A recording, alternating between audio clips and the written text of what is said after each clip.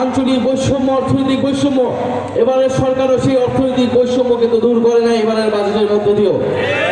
সেই একই বৈষম্য আমরা দেখতে পাচ্ছি তিস্তা পরিকল্পনা নিয়ে সরকার চীন সফর করেছে প্রধানমন্ত্রী, কিন্তু কোনো অর্জন নিয়ে ফিরে আসতে পারে নাই। এবং এই উত্তরাঞ্চলে যেহেতু বিরোধী দলের বেশিরভাগ এমপি হচ্ছে বিরোধী দলের, ফলে পরিকল্পিতভাবে এই উত্তরাঞ্চলে কুড়িগ্রাম, রংপুরে বড় বড় বাজেট, উন্নয়ন বাজেট কমিয়ে দেওয়া হয়েছে। কিভাবে জনগণের অধিকার থেকে বঞ্চিত করছে বর্তমান সরকার, কিন্তু আমরা এটা মেনে নেব না। এই কৃষক কার্ডের নামে দুর্নীতি হবে, সেটা কৃষক দলের কাছেই যাবে, যুব দলের কাছে যাবে, শ্রমিক দলের কাছে যাবে, প্রকৃত যে ভুক্তভোগী কৃষক সেই কৃষক পরিবারের কাছে যাবে, সেইটার কোনো নিশ্চয়তা নাই। দেশের কৃষক প্রজার অধিকার নিশ্চিত করেছেন আমাদের জাতীয় নেতা মাওলানা ভাসানী। তিনি বাংলার শ্রমিক কৃষকের জন্য আন্দোলন গড়ে তুলেছেন।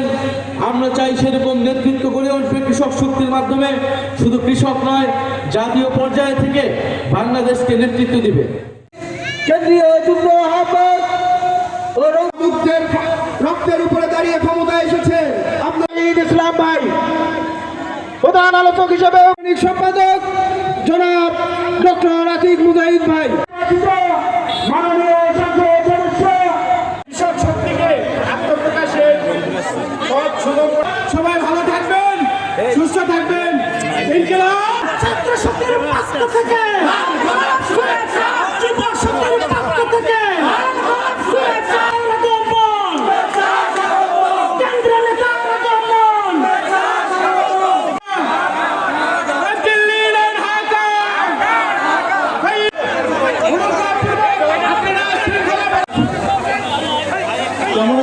আপনারা সবাই ইসলাম এবং মঞ্চে উপস্থিত আছেন জুলাই গণঅভ্যুত্থানের